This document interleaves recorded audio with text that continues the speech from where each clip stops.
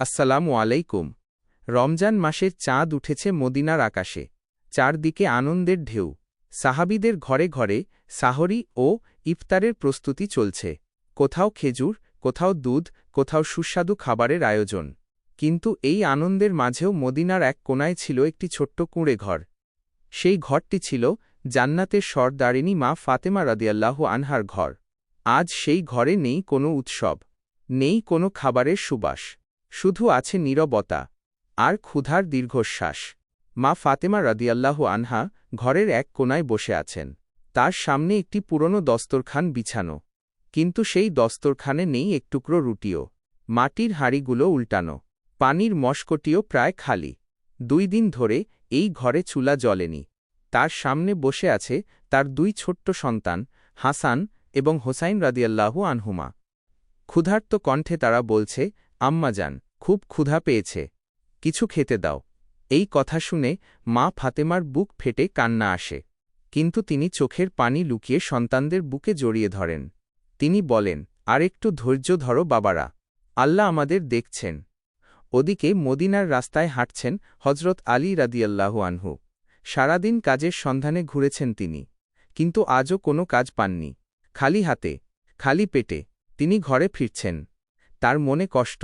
তিনি ভাবছেন, আমি আল্লাহর রাসূলের জামাতা, অথচ আমার সন্তানদের মুখে সাহরির খাবারও দিতে পারছি না। তিনি যখন ঘরে ঢুকলেন, ফাতেমা রাদিয়াল্লাহু আনহা আশায় তার দিকে তাকালেন। কিন্তু আলীর খালি হাত দেখেই সব বুঝে গেলেন। তবুও তিনি কোনো অভিযোগ করলেন না, শুধু মৃদু হেসে বললেন, চিন্তা করবেন না, আল্লাহ যা করেন মঙ্গলের জন্যই করেন। সাহরির সময় হয়ে গেল, ঘরে কোনো খাবার নেই। তখন ফাতেমা রাদিয়াল্লাহু আনহা একটি মাটির গ্লাসে সামান্য পানি ঢাললেন। তিনি সন্তানদের কোলে নিয়ে বললেন, আজ আমরা এই পানিটুকু খেয়েই রোজা রাখব। আল্লাহ আমাদের জান্নাতে উত্তম খাবার খাওয়াবেন।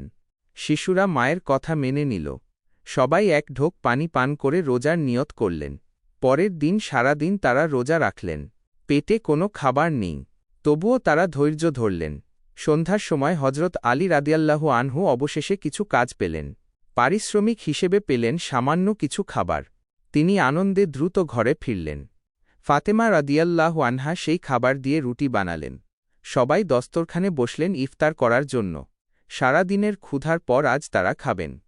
ঠিক তখনই দরজায় কড়া নাড়ার শব্দ হল। একটি দুর্বল কণ্ঠ ভেসে এল, হে নবী পরিবারের সদস্যরা, আমি এক এতিম, আমি খুব ক্ষুধার্ত। আল্লাহর ওয়াস্তে আমাকে কিছু খেতে দিন।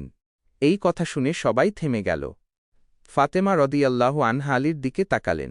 আলী মৃদু হেসে বললেন, ফাতেমা, তোমার সিদ্ধান্তই আমার সিদ্ধান্ত।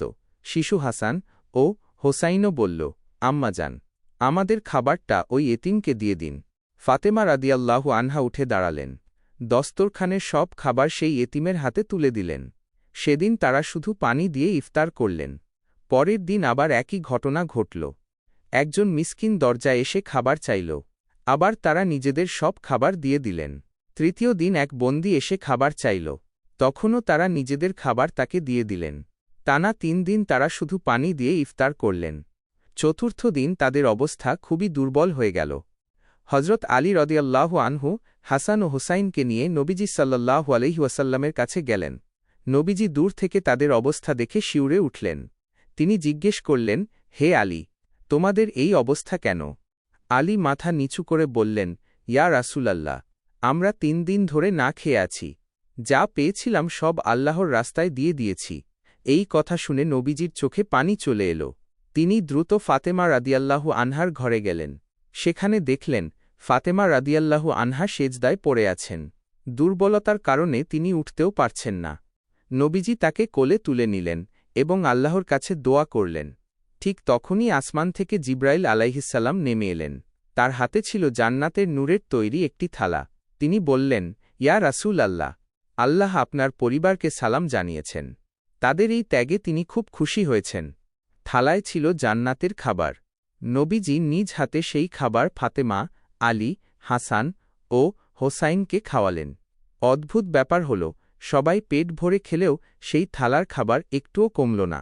নবীজি মুচকি হেসে বললেন, এটা জান্নাতের খাবার। এটা আল্লাহর পক্ষ থেকে তোমাদের জন্য উপহার। সেদিন মদিনা শহর জানল, আল্লাহর জন্য ত্যাগ করলে আল্লাহ কখনো কাউকে নিরাশ করেন না।